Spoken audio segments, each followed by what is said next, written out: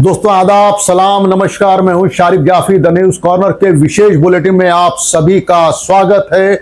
Monsoon सत्र के दौरान लगातार हंगामा जारी है। हालांकि उम्मीद की जा रही थी कि ऑपरेशन सिंदूर पर चर्चा के बाद सदन सुचारू रूप से चलेगा, लेकिन दोनों सदनों में हंगामा बरपा है। राहुल गांधी लोकसभा की कार्रवाई में हिस्सा लेने के लिए सदन पहुंचे थे। इसी दौरान बातचीत के दौरान राहुल गांधी ने कहा कि पिछले कई चुनाव के दौरान चुनाव आयोग का जो रवैया था उसको लेकर वो लगातार संदेह व्यक्त कर रहे थे, इसीलिए उन्होंने पिछले 6 महीने में अपने स्तर से जांच कराई। आप भी सुनिए किस तरह राहुल गांधी चुनाव आयोग पर बरसते हुए नजर आए। बोला है वोट चोरी हो रही है और अब हमारे पास ओपन एंड शट प्रूफ है कि इलेक्शन कमीशन वोट चोरी में इन्वॉल्व है। और मैं लाइटली नहीं बोल रहा हूं, मैं 100% प्रूफ के साथ बोल रहा हूं, ठीक है। और आप सबको पता लग जाएगा जैसे ही हमने ये रिलीज किया, पूरे देश को पता लग जाएगा कि इलेक्शन कमीशन वोटर चोरी करा है। किसके लिए करा रहा है, किसके लिए करा रहा है? बीजेपी के लिए करा रहा है। ओपन एंड शट है, नो क्वेश्चन। हमें मध्य प्रदेश में सस्पिशन था, लोकसभा में सस्पिशन था, महाराष्ट्र में वो थोड़ा आगे गया, स्टेट लेवल पे हमें लगा कि यहां पे चोरी हुई है। वोटर एडिशन हुआ था, 1 करोड़ वोटर्स ऐड हुए थे।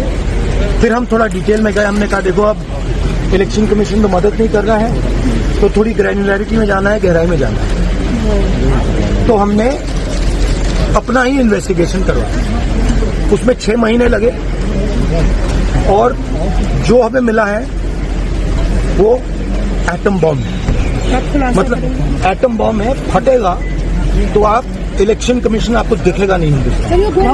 दरअसल महाराष्ट्र चुनाव में जिस तरीके का माहौल था उसको लेकर कांग्रेस को ये उम्मीद थी कि उनके गठबंधन की सरकार बनेगी, लेकिन जब चुनाव नतीजे आए तो भारतीय जनता पार्टी ने बम्पर जीत हासिल की। शिंदे गुट भी बड़े पैमाने पर जीत हासिल करने में कामयाब रहा था। चुनाव नतीजों में न सिर्फ भारतीय जनता पार्टी को अप्रत्याशित सफलता मिली, बल्कि शिंदे गुट भी सीटें जीतने में कामयाब रहा। कांग्रेस नेता राहुल गांधी का दावा है कि महाराष्ट्र चुनाव आयोग की मदद से जीता गया था। कांग्रेस और उसके सहयोगी दल बिहार चुनाव को लेकर भी लगातार चुनाव आयोग पर हमलावर हैं, इसीलिए एसआईआर को लेकर विपक्षी दलों ने लगातार हंगामा कर रखा है। मानसून सत्र के दौरान एसआईआर पर चर्चा को लेकर दोनों सदनों में जबरदस्त हंगामा देखने को मिला, जिसके बाद सदन की कार्रवाई सोमवार तक के लिए स्थगित कर दी गई है।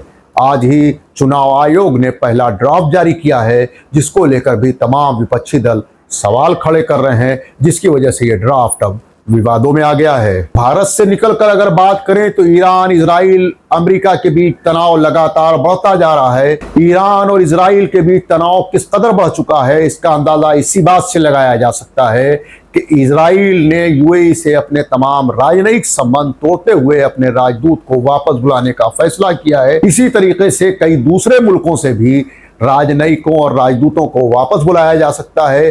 दरअसल जिस तरीके की तैयारी दोनों मुल्कों यानी ईरान और इजराइल के बीच चल रही है, उस बीच जो खुफिया इनपुट मिले हैं खास तौर से ईरान को लेकर, उसको लेकर अमेरिका और इजराइल नई रणनीति पर काम कर रहा है।